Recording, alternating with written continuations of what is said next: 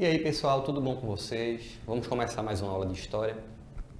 Na aula de hoje, a gente vai conversar um pouco sobre uma das mais importantes revoluções que ocorreram na história, que é a Revolução Francesa, tá? Vamos lá?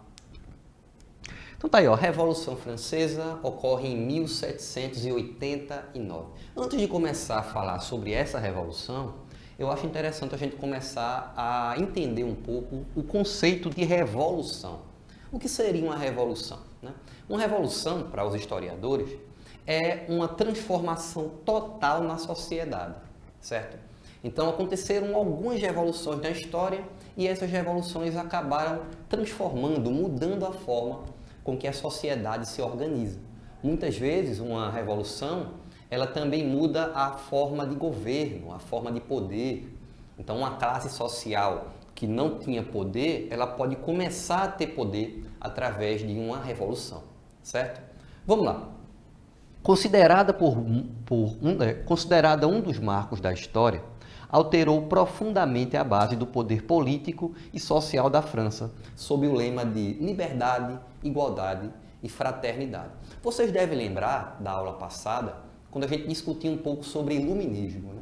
Aquele movimento que ocorre na Europa no século XVIII e acaba mudando a forma com que os europeus, e por conta da influência que o movimento iluminista vai ter no mundo, ele também muda a forma com que o mundo enxerga a sua própria condição, né? A sua própria sociedade. Tá? Então, os ideais da Revolução Francesa, de liberdade, igualdade e fraternidade, eles vão agora, durante a Revolução, ser colocados à prova. Ou seja, eles vão ser utilizados para impulsionar o movimento a fazer as mudanças que eles estão pretendendo fazer. Vamos lá, vamos entender, antes de tudo, como é que a França ela estava organizada antes da Revolução. Né? O que é que estava acontecendo na França? Então, ó, a França pré-revolucionária. Primeira coisa importante é a forma de governo. Né? A forma de governo que existia na França era uma monarquia absolutista. O que isso quer dizer? Para quem lembra da aula passada, sabe que uma monarquia absolutista é um tipo de governo onde o rei está no topo da sociedade e ele tem todo o poder que ele pode utilizar, né? E ele faz uso desse poder. Então ele comanda as leis, ele comanda a economia, tá? Ele organiza a política, ele é todo o poder que se imagina. Tanto é que na França existia um rei, né, o chamado rei Luís XIV, que ele dizia, o Estado sou eu. Vê que loucura. Ele dizendo que o governo é uma pessoa só, é ele apenas. Tá? Então essa era a forma de governo que existia na França. Outra questão interessante é estrutura social profundamente desigual, excluindo a maioria da população. O que isso quer dizer? Isso quer dizer que quem mandava na política e na economia da França era uma elite, tá? Um grupo de pessoas que eram chamados de nobres e que eles tinham um poder maior do que o restante da sociedade. Eles eram tratados, até pela justiça da época, de forma diferente. Tá? Então, eles tinham coisas, eles tinham benesses, eles tinham privilégios que grande parte da sociedade não tinha. Por exemplo, eles não pagavam impostos. Tá? Sociedade estamental rigidamente dividida em ordens ou classes. O que isso quer dizer? Isso quer dizer que existe uma divisão entre as pessoas na França. Tá? Pessoas que eram consideradas importantes e pessoas que eram consideradas bem menos importantes. Tá? Inclusive, essas pessoas que não eram consideradas importantes eram a maioria. Então você já pode estar imaginando que quem vai organizar essa revolução e vai colocar ela para frente é justamente essas pessoas, né? As classes mais baixas da sociedade, as classes que pagavam impostos e que agora estão cansadas de sofrer tanto na mão dessa elite. Tá? Aqui eu coloquei para a gente uma pirâmide que ela meio que divide, ajuda a gente a entender como é que essa sociedade ela estava organizada. Tá? No topo da sociedade, ou seja, no topo da pirâmide, não está aparecendo na imagem, mas estava o rei. Lembrando que o rei manda em tudo, né? Ele é absoluto no governo. Mas abaixo do rei, também com muito poder, estava o chamado primeiro estado. Veja que cada classe social dessa está dividida com o nome de estado, né?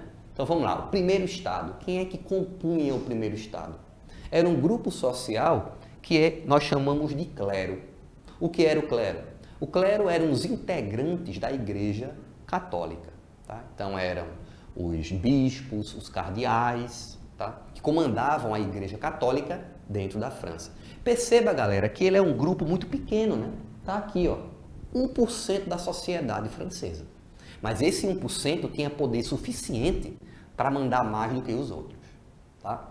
Abaixo do clero, nós temos o segundo estado, tá? Que é o que nós conhecemos como nobreza. Tá? A nobreza, ela tinha muito poder na França.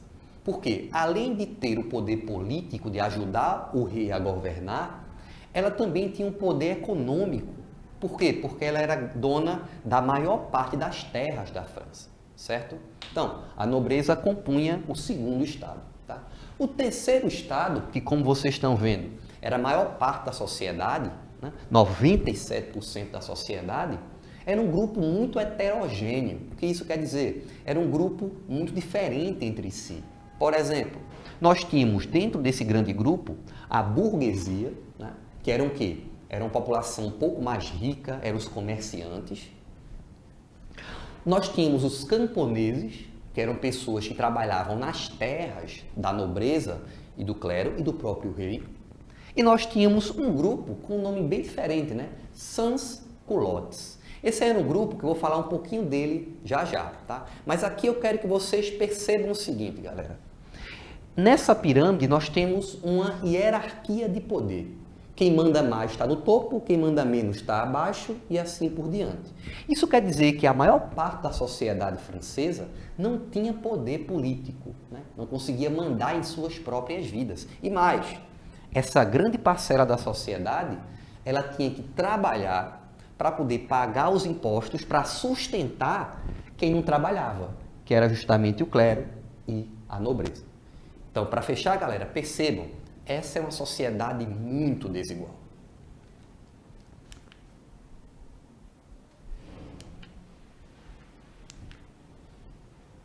Lembra que eu falei dos sans-culottes, que está lá no terceiro estado?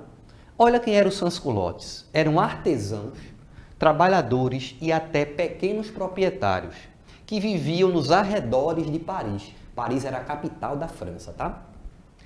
Recebiam esse nome porque não usavam os elegantes calções que a nobreza vestia, mas uma calça de algodão grosseira, né? A nobreza, como vocês sabem, era um grupo social que vivia no luxo, né? Viviam em festas, em bailes e se vestiam muito bem naquela época, né? Usavam um tipo de calça que era uma calça de lycra, tá? Que esticava, de seda também, que era muito cara. Então, como os trabalhadores da sociedade francesa não tinham dinheiro para comprar esse tipo de roupa, eles usavam calças de algodão, bem barato. Daí vem o nome sans-culottes, ou seja, sem culottes. Culottes é o nome dessa calça. Tá? Aqui, galera, nós temos um quadrinho que mostra um pouco de como é que a sociedade do terceiro estado, ela via o poder que existia acima dela, do primeiro e do segundo estado. Nós temos aí, ó, no quadrinho, um homem que simboliza um camponês, né, já que ele está com a enxada na mão. E nas costas dele, andando sobre ele, né, ele está sustentando, nós temos outras duas pessoas. Um padre, que representa o clero, e nós temos um homem com uma roupa bem luxuosa, né, com um chapéu. Esse cara representa a nobreza. Tá? Então era isso que estava acontecendo na França. O terceiro estado estava se sentindo, né, sustentando os outros dois estados. Além das questões sociais acima apontadas, a França passava por uma grave crise econômica. Então, vamos lá. A sociedade desigual da França estava ficando, com o tempo, cada vez mais desigual. Por exemplo, as finanças, ou seja, a economia da França, do Estado francês, estavam prejudicadas desde o governo de Luís XV. Tá? Luís XV, ele era o rei que estava governando antes do Luís XVI, que vai ser o rei que vai sofrer com a Revolução Francesa, tá? Então, esse Luís XV, ele estava governando a França de uma forma muito, mas muito complicada, principalmente para o terceiro estado, a classe mais baixa. Por quê?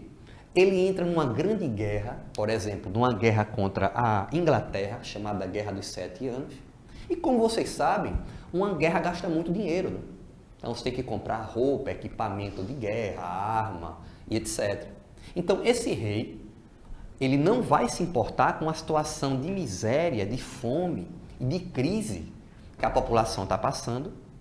E, além disso, ele vai aumentar os impostos para essa população para sustentar a guerra.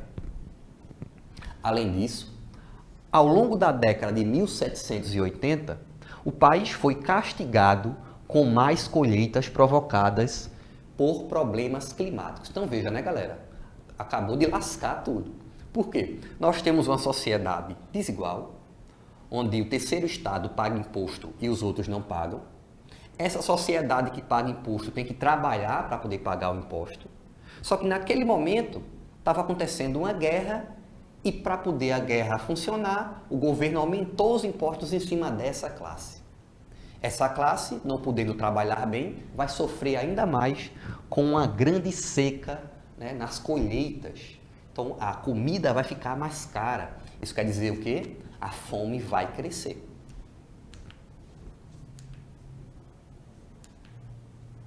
Então, ó, vamos juntar tudo isso.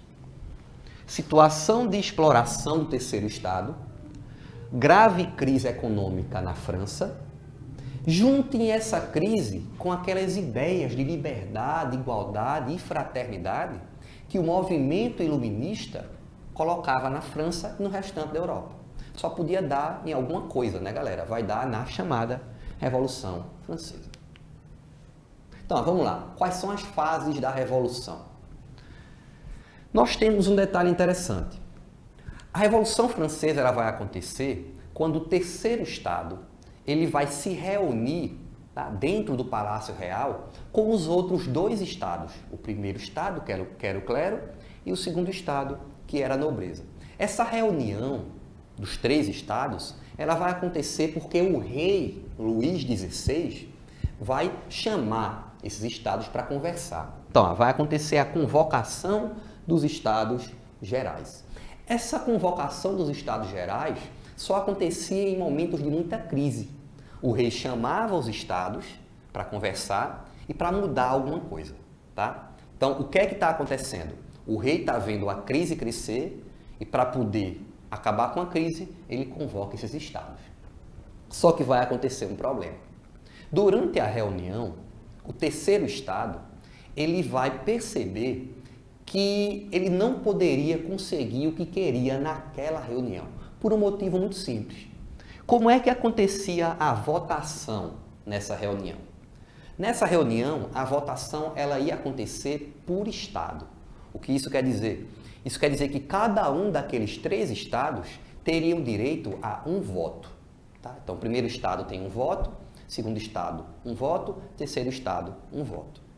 Como vocês já podem começar a perceber, qualquer decisão que fosse tomada naquela reunião sempre iria agradar os dois primeiros estados, o clero e a nobreza. Vamos lembrar, né, galera? Clero e nobreza não pagavam impostos. Então, na hora de votar, eles sempre iriam votar juntos. Então, qual é que seria o resultado dessa votação? Sempre ia ser 2-1. 2 votos do clero e da nobreza contra um voto do terceiro estado. O que é que o terceiro estado faz? O terceiro estado sai da reunião, vai para um outro espaço e começa a organizar um processo revolucionário, né? Apoiados por deputados dissidentes da nobreza e do clero, o terceiro estado declara estar reunido em Assembleia Nacional. Detalhe, né? O terceiro estado se reúne e alguns representantes do clero e da nobreza se reúnem juntos. Então, uma imagem que mostra essa reunião. O que é que vai acontecer? enquanto a reunião do terceiro estado na Assembleia está acontecendo, separada da reunião do primeiro e do segundo estado, na rua de Paris, a população mais pobre, aqueles sans-culottes, eles começam a se revoltar. Então eles vão invadir um castelo, que era uma grande prisão, chamada Bastilha. Bastilha é uma prisão que o rei prendia pessoas que ele não gostava. Então a população invade a Bastilha, destrói o castelo, vai libertar as pessoas que estavam presas e vai pegar armas de dentro do castelo para continuar a revolução. Então, naquela assembleia formada pelo terceiro estado, o que é que vai ficar estabelecido? Aquela assembleia decretou a abolição dos privilégios feudais, aqueles privilégios da nobreza, aprovou a Constituição Civil do clero, tá? Publicação da Declaração dos Direitos do Homem e do Cidadão, né? Que é um documento muito importante que vai garantir liberdades para a população, né? Liberdade de expressão, liberdade de ir e vir, várias liberdades que hoje, por exemplo, vários países como o Brasil, né, na sua Constituição, também estabelecem. E vai, por fim, aprovar a Constituição para a França, em 1791. Vamos lembrar, né, galera? Constituição é um documento que estabelece direitos e deveres para a população. Mas a Constituição também estabelece limites para o poder do governo. Quem era o governo? O próprio rei. Então, aqui é uma imagem que mostra um pouco, né, de como é que essa Constituição ela era, bem bonitinha, né? Então, Constituição de 1791. A forma de governo passou a ser uma monarquia constitucional. O que isso quer dizer? Quer dizer que aquele rei, Luís XVI, ele não tinha mais poder absoluto, tá? Ele agora também vai ter que obedecer à Constituição. Estabeleceu o voto censitário. O que é o voto censitário? É o voto baseado na renda. Ou seja, só quem tinha direito a voto era quem tinha dinheiro. E essa Constituição também manteve a escravidão nas colônias que a França tinha no restante do mundo. Para pensar, galera, tem algo errado aí, não tem? Lembra daquele lema que a Revolução Francesa dizia defender? Liberdade, igualdade e fraternidade? Pois bem, acabou que aquele lema ele se afastou um pouco da Revolução. Por quê? Nós temos voto censitário. Só quem podia votar era quem era rico. E grande parte da população, a maior parte da população na França, era o quê? Era pobre. Se ela mantém a escravidão nas colônias, quer dizer que a igualdade também não está sendo garantida, não é? Então, como eu falei para vocês, nós vamos ter um rei governando, mas ele vai ter o seu poder limitado pela Constituição, né? Nós temos algumas figuras que se destacam durante a Revolução, que é no caso Danton, Marat e Robespierre. Nós temos também, durante a Assembleia, a divisão, né, de dois partidos políticos na França. Nós vamos ter o partido que nós chamamos de girondinos, tá? Que representavam basicamente a alta burguesia francesa, a elite econômica. E nós vamos ter os jacobinos, tá? Que vai representar a baixa burguesia, os comerciantes um pouco mais pobres e a população, né, juntando camponeses e artesãos. Agora, dê uma olhadinha, galera. Essa divisão, ela influencia a política mundial até hoje. Você ouve muito por aí falar na política de direita e de esquerda, né? Essa ideia de direita e esquerda nasce pela primeira vez aqui na Revolução. Os girondinos, que são a elite econômica, eles foram nomeados, né? Eles se dividiram durante a reunião para o lado direito da reunião. Daí vem o que nós chamamos de direita. Os jacobinos, né, que era a população menos, né, economicamente inferior, ela vai se dividir no lado esquerdo da Assembleia e ela é representada pelos jacobinos. No meio, nós vamos ter a planície, que basicamente representava os donos de banco, a elite financeira, que seria o centro. Certo. Durante essa revolução, o rei Luís XVI, ele vê que a revolução está avançando e ele tenta fugir da França. Só que a população francesa consegue capturar ele, levam ele para a praça pública e acabam cortando literalmente a cabeça do rei, tá? E da sua família. Isso quer dizer que a partir de agora a França não era mais uma monarquia, ela virou uma república, tá? Quem vai começar a comandar essa república são os girondinos. Nós temos uma imagem que mostra essa execução do rei Luís XVI. Aqui duas imagens que mostram Danton e Marat. E essa imagem é o que representa Robespierre, um dos líderes do movimento, né, dos jacobinos. O governo da Assembleia ele vai mudar, tá? E nós vamos ter agora um governo liderado pelos jacobinos. Só que como os jacobinos eles estavam a fim de uma mudança drástica na sociedade, o movimento ele vai se tornando mais radical com o tempo. Até que, enfim, se começa a chamar aquele momento da Revolução de regime do terror. Por quê? Porque nesse momento muitos nobres franceses eles começam a ser executados, né, em praça pública. Né? Eles vão ter sua cabeça cortada também. Aqui é a guilhotina, o equipamento que era usado para fazer a execução das pessoas. Né? Se deitava a pessoa aí embaixo e essa lâmina gigante cortava a pessoa.